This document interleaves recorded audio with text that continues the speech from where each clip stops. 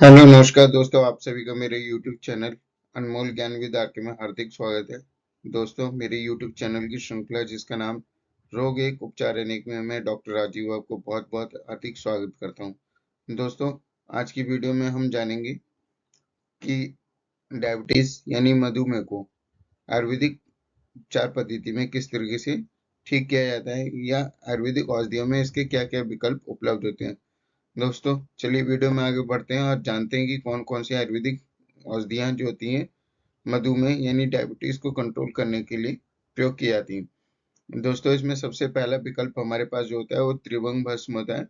दोस्तों, त्रिभंग भस्म की मात्रा की अगर बात करें तो 125 से लेकर 250 mg इसका मात्रा प्रयोग की जाती है। इसका सेवन विधि सुबह शाम लिया जाता है और इसका शहद या गिलोय रस के साथ इसको अनुपान के तौर पे प्रयोग किया जाता है।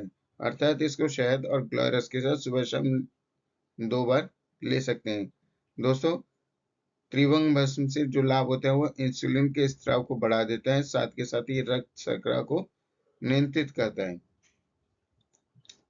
दोस्तों, अब आते हैं इसके दूसरे विकल्प के रूप तौर पे हम शिलाजीत का प्रयोग करते हैं आयुर्वेद में शिलाजीत की मात्रा की अगर बात करते हैं तो ये 250 से लेके 500 mg तक होती है। और इसकी सेवन विधि की अगर बात करें, ये दूध और गुनगुने पानी के साथ दिन में 2 बार लिया जा सकता है। और इसके साथ साथ इसका प्रयोग जो होता है ये शरीर में एनर्जी को कहते हैं बढ़ाता है और शुगर को नियंत्रित करने में मदद करता है। चलिए दोस्तों, वीडियो में आगे बढ़ते हैं और इसके तीसरे विकल्प गुडवान के बारे में बात करते हैं। दोस्तों, गुडमार का बॉटनिकल नेम जिमनेमा सिल्वेस्ट्री होता है। अगर इसकी मात्रा की बात करते हैं दोस्तों, तो इसकी मात्रा 500 mg काढ़ा या चूर्ण रूप में प्रयोग की जाती है। दोस्तों, अगर सेवन विधि की बात करते हैं तो भोजन के बाद दिन में 2 बार इसका प्रयोग किया जाता है। साथ में इससे जो लाभ मिलता है उससे के कारण मीठे के प्रति आकर्षण कम हो जाता है और साथ के साथ ही शुगर का लेवल जो होता है वो नियंत्रित होता है। अगर इसके चौथे विकल्प की बात करते हैं तो उसको हम जामुन के बीज के चूर्ण के रूप में जानते हैं। दोस्तों, मात्रा की बात करें तो 1 चम्मच यानी अर्थात 3 से 5 ग्राम इसका प्रयोग किया जाता है। सेवन विधि की अगर बात करते हैं तो इसका प्रयोग हम सुबह खाली पेट गुनगुने पानी के साथ कर सकते हैं और इससे जो लाभ मिलता है दोस्तों, ये शर्करा को कम करता है, साथ के साथ पेशाब की अधिकता को भी ये नियंत्रित करता है।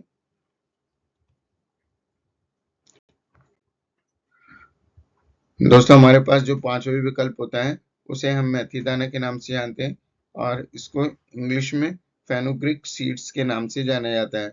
दोस्तों, यदि इसकी मात्रा की बात करें तो 1 चम्मच मेथी दाना जो कि भीगा हुआ या चूर्ण रूप में प्रयोग किया जाता है। साथ के साथ सेवन विधि के तौर पे हम इसको सुबह खाली पेट गुनगुने पानी के साथ प्रयोग करते हैं, तो ये श्रेष्ठ माना जाता है। दोस्तों, अगर लाभ की बात करते हैं तो ये इंसुलिन की संवेदनशीलता को बढ़ाता है और साथ के साथ में शुगर को प्राकृतिक रूप से घटाता भी है। दोस्तों, अब हमारे पास जो छठा विकल्प उपलब्ध होता है वो आंवले की रस यानी आंवले का रस होता है। दोस्तों, इसकी मात्रा 10 से 20 ml की मात्रा में प्रयोग की जाती है। साथ के साथ सेवन की विधि सुबह खाली पेट होती है और इससे जो लाभ मिलता है वो अग्नाशय की कोशिकाओं को आंवला आग्नेय की कोशिकाओं को पुनर्जीवित करता है। साथ के साथ एंटीऑक्सीडेंट के रूप में ये कार्य करता है।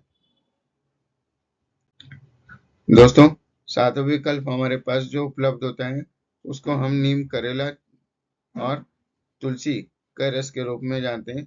दोस्तों, इसकी अगर मात्रा की बात करें तो ये 20 से 30 ml की मात्रा के रूप में प्रयोग किया जाता है और साथ के साथ सेवन विधि की अगर बात करते हैं तो ये सुबह खाली पेट प्रयोग करना श्रेष्ठ माना जाता है। और इससे जो लाभ मिलता है दोस्तों, नीम करेला और तुलसी का रस प्राकृतिक ब्लड शुगर कंट्रोलर होता है। साथ में ये ब्लड को प्यूरिफाई यानी खून का शुद्धिकरण भी करता है और रोग प्रतिरोधक क्षमता यानी इम्यूनिटी को भी बढ़ा देता है। दोस्तों, इसके साथ साथ इन औषधियों को प्रयोग करने के अलावा भी हमें अपने आहार और जीवन शैली में सुधार करने की बहुत अधिक आवश्यकता होती है मधुमेह के केस में। यानी डायबिटीज अगर किसी को हो गया है तो उसमें उसको अपने लाइफस्टाइल में चेंजेस लाना ज़रूरी होता है। दोस्तों, इसके लिए मीठा को कम प्रयोग करना चाहिए, सफ़ेद चावल, आलू और मैदा का प्रयोग कम करना चाहिए। साथ ही साथ गेहूँ का कम प्रयोग करते हुए जौ, मेथी, करेला और लौकी का प्रयोग बढ़ाएं। साथ ही साथ योग और प्राणायाम जैसे अनुलोम विलोम या कपालभाति नियमित रूप से करें। रोजाना कम से कम 30 मिनट तक टहलना जरूरी होता है और थोड़ा और व्यायाम करना लाभदायक हो सकता है। दोस्तों, पांचवा, तनाव को कम करें या ब्लड शुगर को प्रभावित कर सकता है।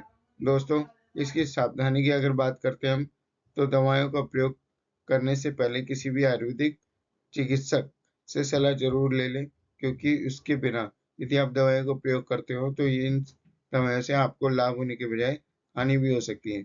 दोस्तों, यदि आप एक एलोपैथिक दवाइयाँ भी ले रहे हैं तो किसी भी आयुर्वेदिक दवाई को प्रयोग करने से पहले अपने डॉक्टर से परामर्श जरूर ले लें। बिना डॉक्टर से परामर्श किए किन्हीं भी प्रकार की औषधियों का प्रयोग करना आपके लिए हानिकारक हो सकता है। दोस्तों, यदि आपको मेरे इस वीडियो में बताई गई दवाइयों और औषधियों की जानकारी अच्छी लग रही हो और मेरे इस वीडियो से आपके जीवन में कुछ वैल्यू ऐड हो रही हो, तो प्लीज़ मेरे चैनल को सब्सक्राइब करें, लाइक करें, शेयर करें और साथ के साथ बेल आइकन के बटन को हिट कर दें, जिससे हमारी नई वीडियो का नोटिफिकेशन आपके पास जल्दी से जल्दी पहुंच जाए। धन्यवाद। नमस्कार।